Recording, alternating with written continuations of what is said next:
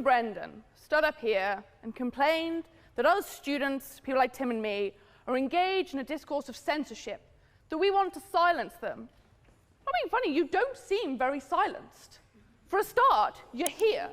For a second, you still have your national newspaper columns. Apparently, I don't read them, but people tell me they're still out there. So what you're really saying is that, not that we're trying to silence you, but that we have the audacity to try and erode the platform that our racist and misogynistic society has given to two privileged white men. That is what we are guilty of doing. What you are saying is you personally have a right to that platform, which other people are not given, that you personally should maintain hegemony over that platform. What we are saying is move the hell over. Other people deserve that platform. Other people who are not white, who are not men, and who are not of the people that you call privileged. Move over. And in order to do that, you have to create a space where those people can actually enter into that discourse. What I want to talk about, oh no, thank you, is the discourse of hypocrisy.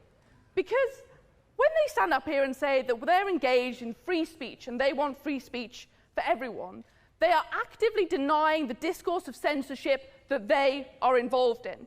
Brendan, when he refuses to recognize trans people's preferred pronouns and actively misgenders them in his national newspaper columns, is engaged in a discourse of censorship. He is saying, this is language to which I object. People calling themselves she when I think they are male is a language to which I object. I'm not going to recognize it, and I'm going to say that it is wrong. That is engaging in a discourse of censorship. It's also so arrogant to engage in that discourse when you are not a stakeholder in it. It matters nothing to you whether or not a trans person chooses to identify in whatever way, but you are so arrogant as to think that you are allowed to censor them from doing that.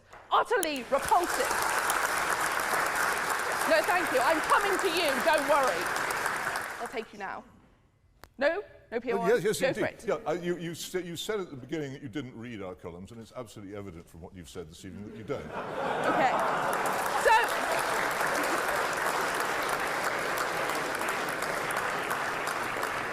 don't worry, I do my research. And the thing I'm referring to is when Peter Hitchens said about the rapes that had occurred in Oxford, that obviously the fact that these were Muslims was important, because if you engage in a discourse where you think of other people as infidel and think of other people as lesser, that makes you more likely to be a rapist. That's why Muslims are more likely to be rapists. Exactly what you said. Where? When? 2013. Look it up. You wrote it. Google it. I didn't. Right. I didn't. Okay. You got the wrong person. Problem is that this is. I mean, obviously, I did my research before the break. That's just moronic to say that I didn't. Check it yourself. You should remember what you write, especially when it's that offensive. You should get a new search engine. The reason is that this also leads to harm, right? The reason why this discourse is so instrumental in perpetuating violence is obvious. Because apartheid doesn't make any sense if people aren't engaged in a discourse of racism. It would collapse under its own ridiculousness. It has to be buttressed by that discourse. Homophobic attacks make no sense without a discourse that legitimizes homophobia, without playing into that discourse and being part of that conversation. Transphobic attacks make and all of the trans women and trans men who die in this country and other countries makes no sense without the discourse that Brendan O'Neill specifically perpetuates when he refuses to recognize their chosen gender identity. Islamophobic attacks in the UK make absolutely no sense without a discourse of Islamophobia, without the discourse that Peter Hitchens himself perpetuates. Peter Hitchens, when you write that a discourse of Islam is what causes Muslim men to rape, you are engaged in a discourse of censorship. You are saying that the discourse of Islam is something that is wrong, something that should not be allowed, something that you object to. Yeah, go for it.